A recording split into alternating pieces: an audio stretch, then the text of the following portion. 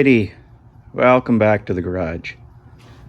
So we have been fighting with brakes, and I do mean fighting. In the process of trying to bleed the brakes, I found that we were having issues with our master cylinder. So I got another master cylinder for it and put it on. I ended up taking apart the combination valve completely and rebuilding it essentially. I took and I honed it all out with a wire brush, and I put all new seals on everything. And after that, with my wife's help, we were able to bleed the brakes on it. So this truck now stops and has a clutch. Okay, while I had it apart here, I wanted to show you what exactly the shuttle valve is. This is the shuttle valve. See this little recess here? That's the part we need centered in order to get the brakes to flow properly. Now this one inside our proportioning valve, combination valve, that I cleaned up already, was actually stuck like this. So it was blocking the port. So that's why we had to take the sucker apart. So I'm going to put it back together, and we'll put the tool that goes in here. Right? Now the tool, it actually goes, and what it's doing is holding that centered like that. Right? That way we get even flow to the front and rear brakes.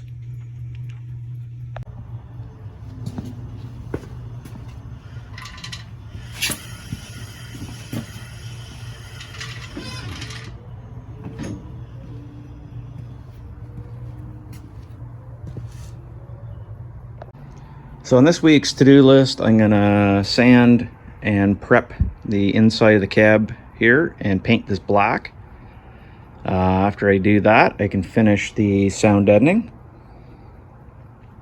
And I also want to go ahead and get the inner fenders and the radiator support into single stage. And then we'll be able to bolt all that on. I guess I can order a new radiator for it, and we can start assembling all that stuff. I've been trying to finish this project here, which this is a project I have had kind of on again, off again for the last, probably 10 years at least now. I think I bought this engine in 2014.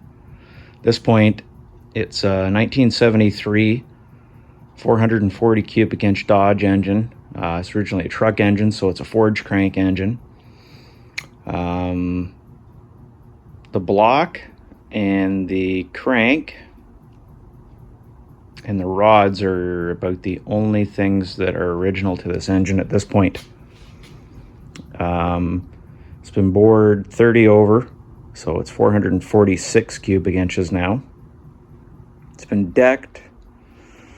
The cylinder heads are a set of Indy Aero racing heads. So what they are is they're a 452 cast iron head with oversized stainless valves, 3-angle valve job.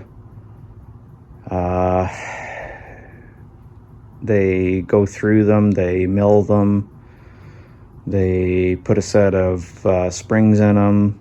You know, they basically make it a completely rebuilt and really good flowing set of cast heads.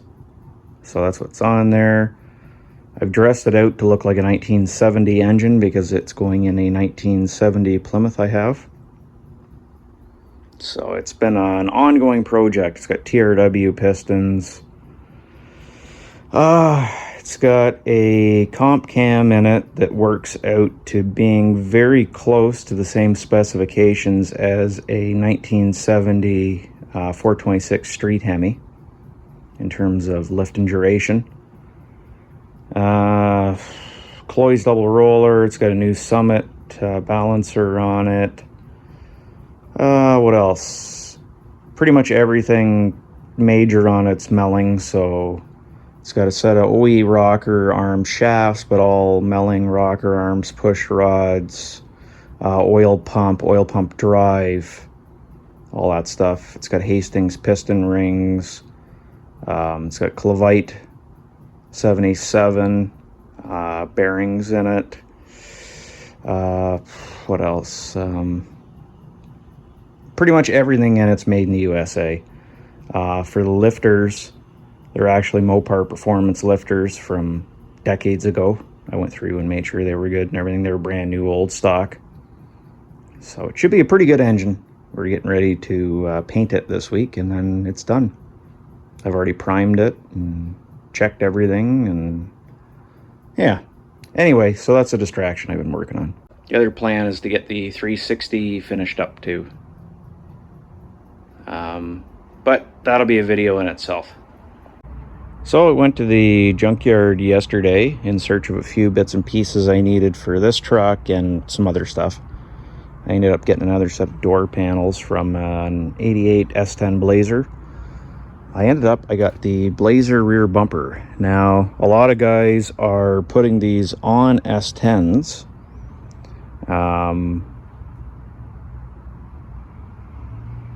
As sort of a way of having a rear bumper without having a big step bumper on the back of it. Similar to what the guys were doing with C10s for years, either putting Suburban bumpers on them or putting G-Van bumpers on them. So I got that. I got the filler panel from it as well. I found this. This is the plastic cover that goes over top of the fuse block on an S truck. What else did I get? I can't remember. A few other little bits and pieces. So I'm not too worried about it being missing the impact strip, because if I end up putting it on this truck, I'm going to end up welding in all those little holes anyway and cleaning it all up, and it'll get painted to match the truck. So we are progressing forward, but you know, not exactly at the speed of sound. But unfortunately, usually when the weather breaks and it becomes about May, in terms of my free time, it gets slashed heavily. But we're still trying to get as much done as we can and hopefully get this truck finished. So as long as I get some stuff painted this week, we'll be able to get a lot done actually, and be pretty close to seeing if this thing will run. Anyway, I'm gonna go ahead and put in the footage from the junkyard here, and I'll sign off and say that hopefully you'll enjoy the little tour, and hopefully we see you again. Thanks for watching.